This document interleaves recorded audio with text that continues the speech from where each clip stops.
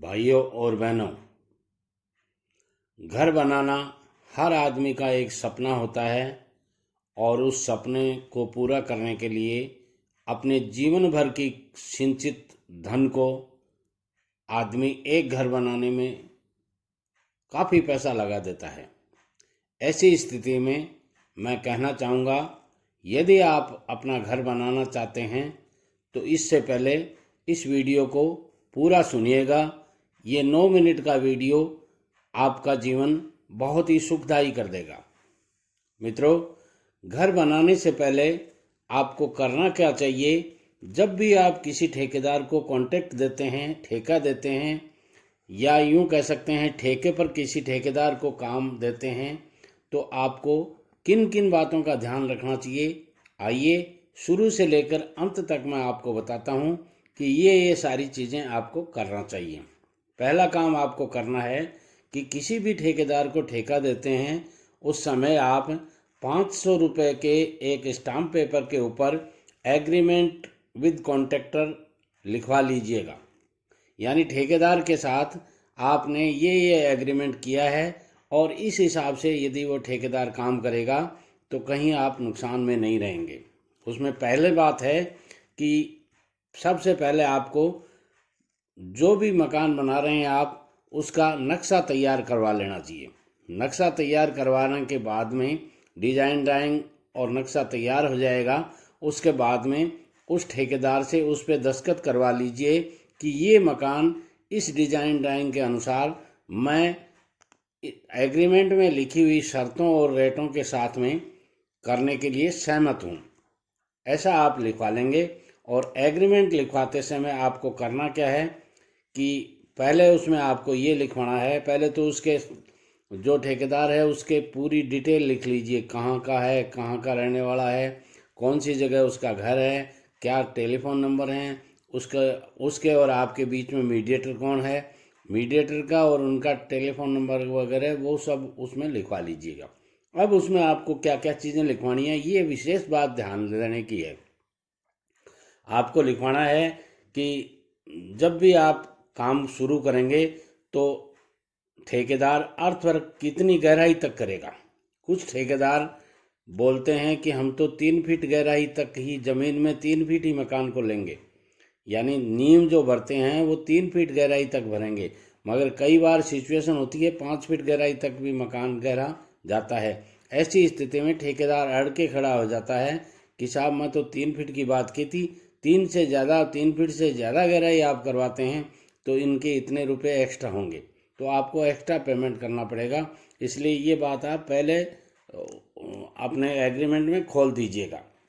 अगली बात आती है कि फाउंडेशन कितना गहरा होगा, यानी अर्थवर्क जितना गहरा होगा फाउंडेशन भी उतना ही गहरा होगा, मगर फाउंडेशन ज़मीन से कितना गहरा होगा ये बात उसमें लिख दीजिएगा।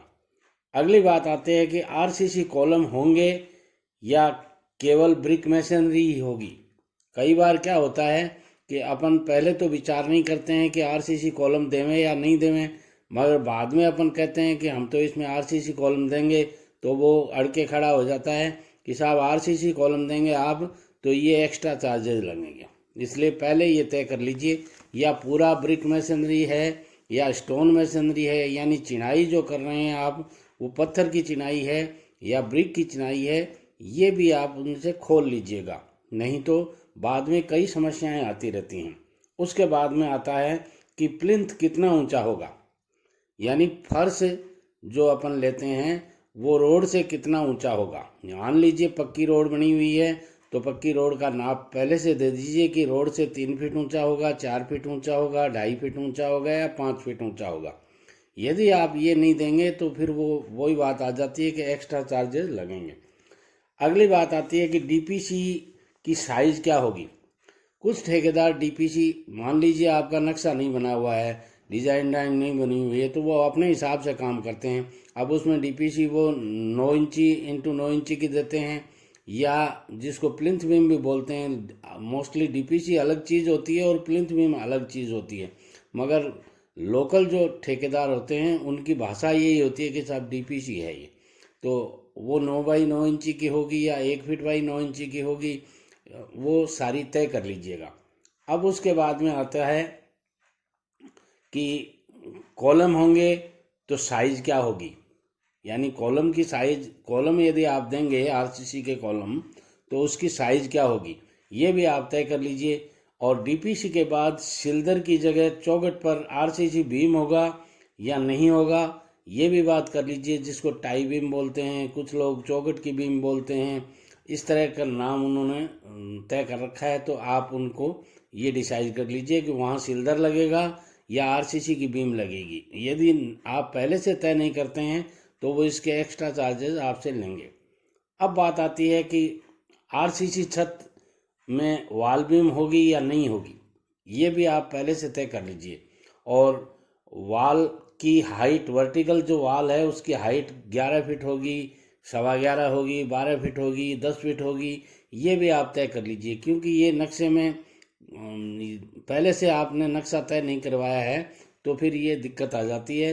वो 10 फीट ऊंचाई पर ही आपका मकान रोक देता है कि आप 10 फीट के बाद ही छत डलेगी, तो वहाँ आपके सारे सपने अधूरे रह जाएंगे। आप मान लीजिए हाइट 11 फीट लेना जाना चाहते हैं, आप वॉल की हाइट, दीवार की हाइट 12 फीट ले जाना चाहते हैं और वो वहाँ 10 फीट पे अकड़ जाता है तो फिर आपकी समस्या आ जाती है।